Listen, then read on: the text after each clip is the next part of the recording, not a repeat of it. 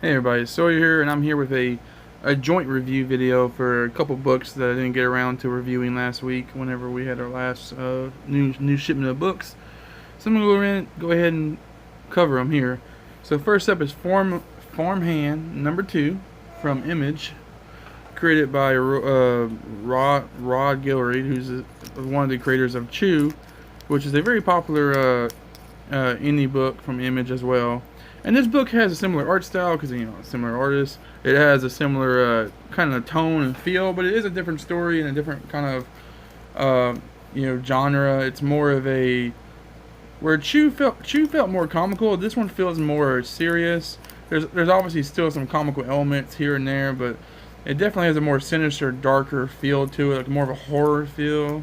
It's basically a story of a farm that grows human organs from this black magic or whatever that was caused there years ago. The farmer is able to harvest body parts, and they attach to the human limbs and then recreate the limb, and then they basically become the same color as the person, and they basically adapt to whatever person they're being attached to. It's a really interesting premise. And what I like about the premise is they go in a lot of directions that you wouldn't expect them to. A lot of it's about like these like the villains are these evil corporations that are trying to steal secrets from the family farm to learn how to redo the same thing he's doing. And there's a lot of family drama with the son coming back, and he's a writer, and he doesn't really like what his dad does. And of course, there's all kinds of. This second issue basically just set up a lot of things that the first issue didn't get around to. The first issue basically established the tone and the overall story, but this issue establishes some of the background characters, and the players in the game, and like the stakes. I think it kind of shows you the stakes a little bit more because we see a scene where the son, I always forget his name in the book, but the son and him and this random worker for his dad get attacked, and they're almost killed, and they get saved by this local priest that's some kind of badass, and who's actually a family friend, and it's this whole interesting dynamic, and I really liked it. It's a very solid book. Definitely check it out if you're looking for something a little offbeat and darkly comical and just fun. Next up, we have the Fantastic Four #1. This is the first issue of the new Fantastic Four run because they haven't really been in the mainstream Marvel universe for a while. This was an interesting issue. So I'm apparently out of the loop on this, but apparently Reed and Sue and their kids got trapped in another dimension or something, and everybody thinks they're dead. Well, not everybody. I mean, there's some people that speculate they're still alive. Other people have just decided to admit to them dead until proven otherwise, basically.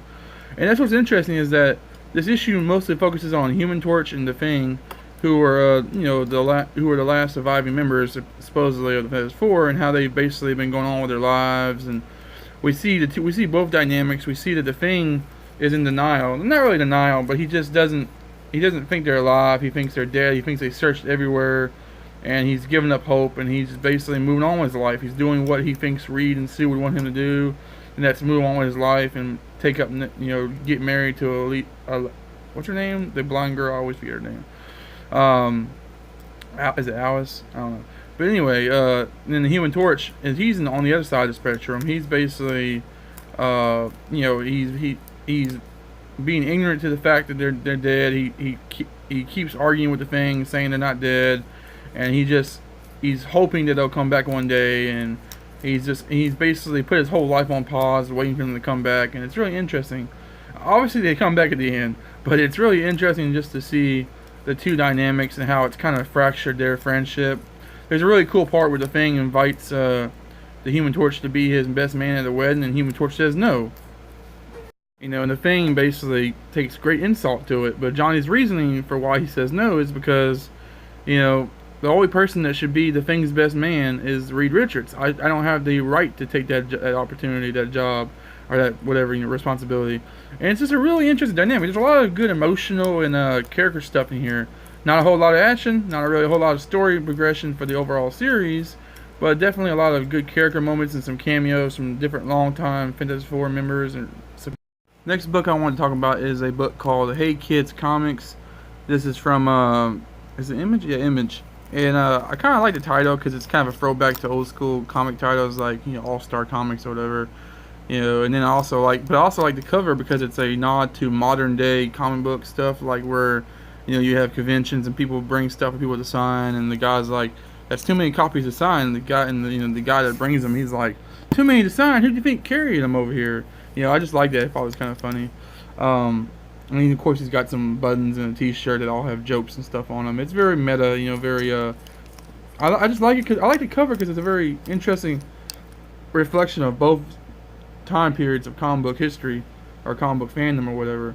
And that's what the whole story is about. You know, this is a story about a writer and an artist, or two writers or whatever, comic book writers in the 1930s, and it's basically chronologues their life over the years of the comic book industry and how it changes. You may be thinking, how is a story about two comic book writers, you know, very interesting? Well, it's honestly, it's not like super compelling. There's not, like, you know, it's not like going to be a book you can't put down. But I do think for comic book buffs, you know, like especially people like me that really enjoy the history of comics and Silver Age, Golden Age stuff, there is a lot to take in. There's a lot of like little references and kind of like Easter eggs you can find. It's a lot, you know, there's a lot of like kind of you know, imagery, you know, that's there, and it's an interesting take on I've never seen a comic book that really focuses so heavily on the behind the scenes, you know, story of comic book writers and stuff. You even get to see like the publisher stuff, and it's really interesting. Like it's kind of like it kind of felt like I was watching an episode of Mad Men, but instead of advertisers, they were comic book people in the comic book industry. That's what it kind of felt like, and it goes over to. Well, guys, that's all I got for this one. So let me know in the comments if you picked up any of these comics, and if you liked them or not. If you didn't like them, let me know. And thank you guys for being here. Like, comment, subscribe, and see you guys later.